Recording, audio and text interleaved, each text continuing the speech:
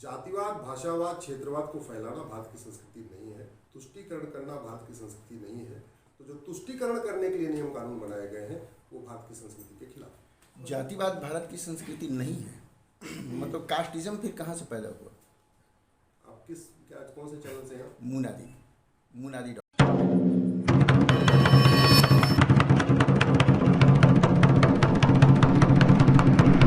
नमस्कार, जय हिंद, जोहार, जय छत्तीसगढ़। मैं विनय पांडे और आपने देखना शुरू कर दिया है मुनादी चौपाल।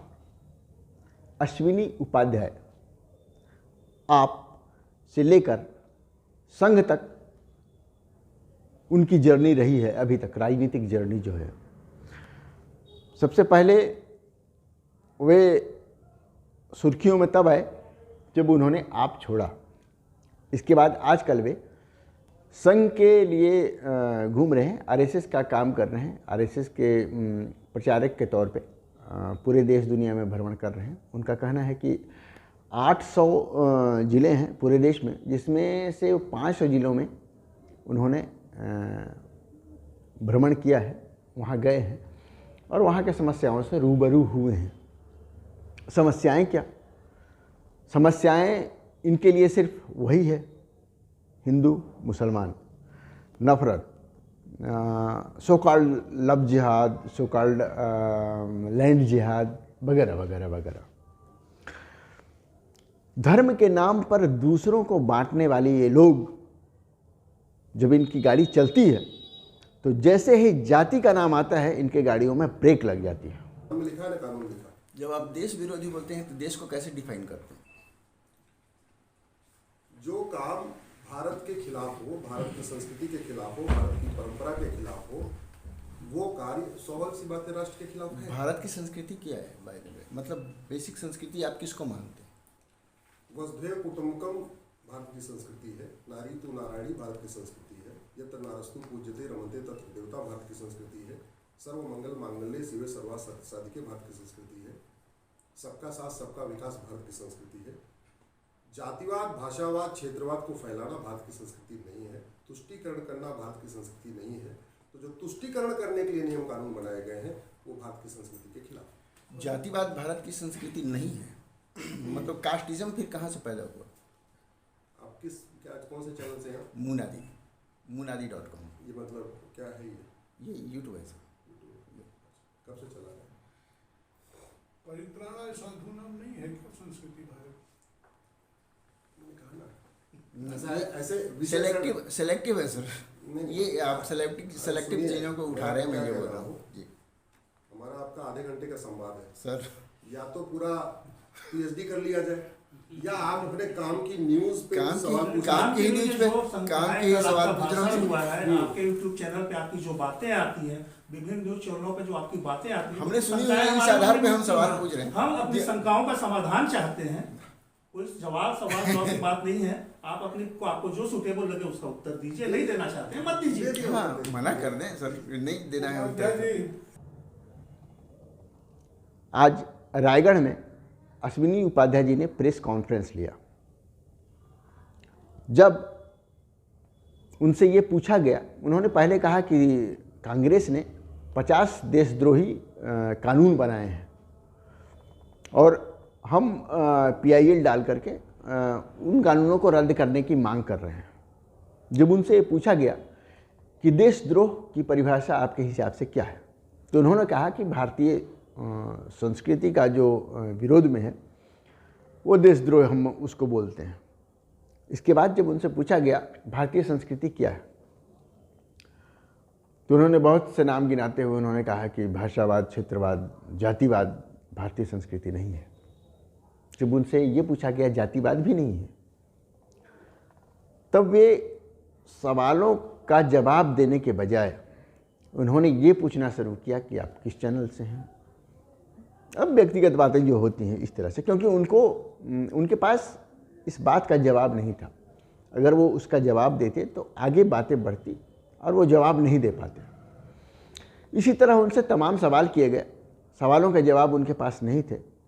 फ्रीवीज़ को लेकर के जब उनसे पूछा गया कि ये स्टेट कोई दुकान तो होती नहीं परचून की कि सिर्फ लाभ के लिए स्टेट चलाई जाए, गरीब, उसमें गरीब रहते हैं, मुफलिस लोग रहते हैं, बहुत तरह के लोग रहते हैं, तो उनके लिए तो बहुत सारी सुविधाएं देनी पड़ेंगी, देनी चाहिए भी। तो इस बात का उनके पास जवाब नहीं था। जब उन्होंने कहा कि देश के चारों पाए, व्यवस्थापिका, कार्यपालिका, न्यायपालिका और मीडिया, चारों पाए खराब हो गए, इस पर जब ये सवाल पूछा गया कि आप गोदी मीडिया के कॉन्सेप्ट से सहमत हैं, उन्होंने यह भी जवाब नहीं दिया।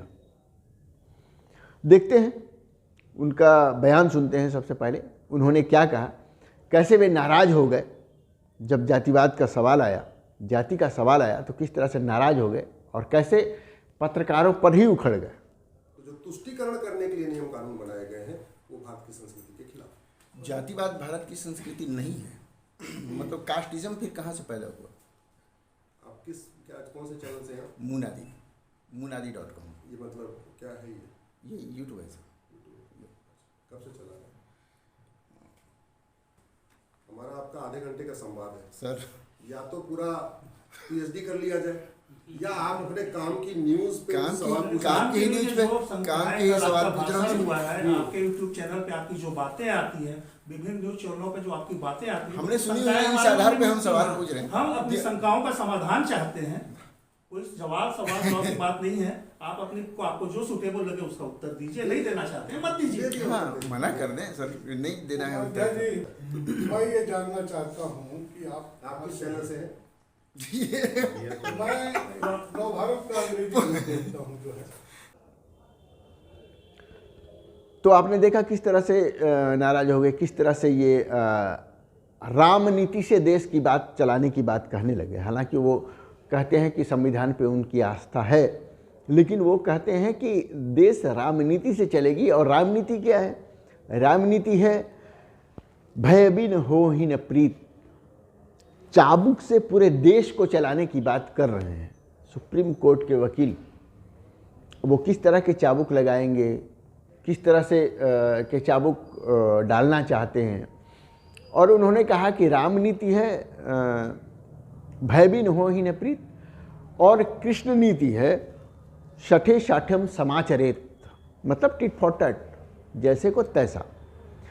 तो वो किस मतलब जो बातें कह रहे थे वो हालांकि उन्होंने डिटेल नहीं बताया, पूछने पर भी नहीं बताया कि रामनीति में किस तरह की नीति होगी, शठे शाठ्यम समाचरेत तो कैसे करेंगे, किसके साथ करना चाहते हैं, ये भी उन्होंने नहीं बताया। लेकिन तमाम सवालों के जवाब में बस उनका यही घुसपैठिया, वक्त और लफ्ज़ जिहाद जैसी चीज़ें ही उनके बातों का मूल सारांश रहा। और ये उन्होंने छत्तीसगढ़ में धर्मांतरण की भी बात की। सुनिए उन्होंने और क्या कहा आगे। चाहे डेमोग्राफिक इम्बैलेंस है, चाहे वो फॉरेन फंडिंग है, जितनी भी समस्याएं हैं, इन सब को सत्ताजीवी नेताओं ने संरक्षण दिया है, इसलिए समस्याएं चल रही हैं। उन्हीं के खिलाफ हमारी लड़ाई चल रही है। कांग्रेस ने करीब 50 देश विरोधी कानून बनाए हैं, उसमें से 25 कानूनों को मैं चैलेंज कर चुका हूँ। सुरक्षित भारत तभी होता है जब राम नीति लागू होती है, और राम नीति है भय बिन होए न प्रीत, कृष्ण नीति है शठे शाठ्यम समाचरेत। कानून का खौफ हो, अदालत का खौफ हो कि अगर मैं कुछ भी गलत करूँगा तो हमारे साथ ऐसा हमें दंड मिलेगा कि जीना मुश्किल हो जाएगा। जब वो खौफ पैदा होगा तो सब चीज़ें अपने आप ठीक हो जाएंगी। तो देखते रहिए मुनादी चौपाल, पढ़ते रहिए मुनादी.com, the voice of voiceless. Thank you.